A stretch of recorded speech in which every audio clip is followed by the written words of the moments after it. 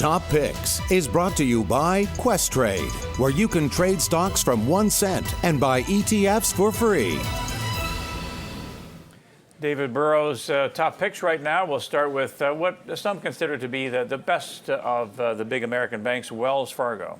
Yeah, so we really like financials in the U.S., especially the domestically focused financials. We own a number of regional banks like KeyBank and so on, Silicon Valley Bank Corp.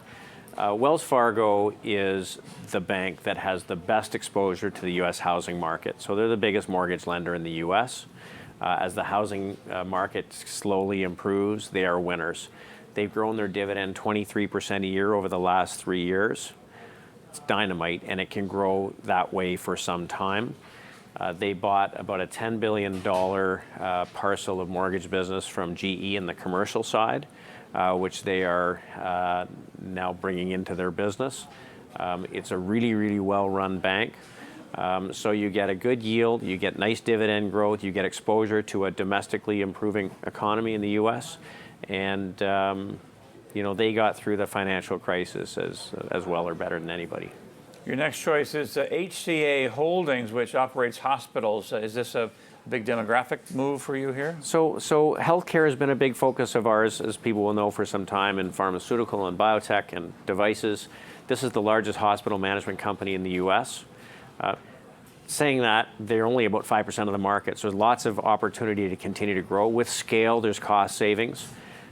Certainly, the Affordable Care Act has enabled lots more people to get health care services. HCA benefits from that. The U.S. population is aging. If somebody between the ages of 65 and 75 uses 3 to 4 times as much medical care as somebody who's younger than that, so the demographics are going their way. And this is just a very steady performer. It's not economically sensitive, but doesn't get hurt by a stronger economy. How long have you held this one? We've had this for some time, maybe as long as a year, but we continue to buy it. We bought it as recently as a couple days ago. That's quite a long-term chart. Now, moving along to the other one here, Fiserv, how to pronounce it? Fiserv. Fiserv. And not a household name, but wait till you see this chart. So we decided to use two choices from financials in this segment because it is 40% of our income portfolio is financials. This is in financials technology. So they do payments technology. It's about a $6 billion revenue company. Their market is about $200 billion in size, so there's lots of opportunity to grow. Companies are spending a lot of money on technology. They underspent going through the downturn. As I mentioned, JP Morgan said they're going to double their spending this year in technology. And Fiserv is one of the big players that benefits in selling these systems and accounting systems into the financial services companies. So they're becoming more and more regulated, the banks. They need to have partners that are seen to be substantial, and Fiserv fits in that category. Fiserv, HCA Holdings, and Wells Fargo, top picks of David Burrows. Just about a minute left. You've said before that you've got a lot of bells and whistles in your shop, technology to identify stocks. Not every retail investor has that benefit. What's the next best way to identify these kinds of stocks that go up and to the right like we saw there? Well, I think that you want to have some tool, and there's lots of online tools to use to look for companies that have financial metrics, not just that are getting better, but that are accelerating. There's lots of technical tools to find securities that are behaving the right way.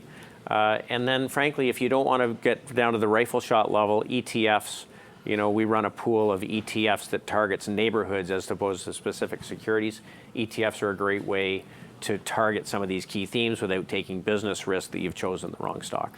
And we saw the returns of your Barometer Global Macro Pool. You're looking at 46% in the last year. Well, like I said, there's been some real have-nots like commodities and emerging markets, and there's been some real haves like some of the sectors we've talked about today. Currency has been a big mover. And I think all these things, these macro factors are important to take into account, and you can get targeted and have a decent return with a pretty good risk metric. You've given us lots to think about today, David. We appreciate it. Thanks for having me here. Okay, David Burrows, we'll see him soon. Thanks for joining us. We appreciate you phoning in and emailing and tweeting with all your questions. Stay tuned now. We have Catherine Murray ready to bring you Business Day. We'll see you later in the day. Take care.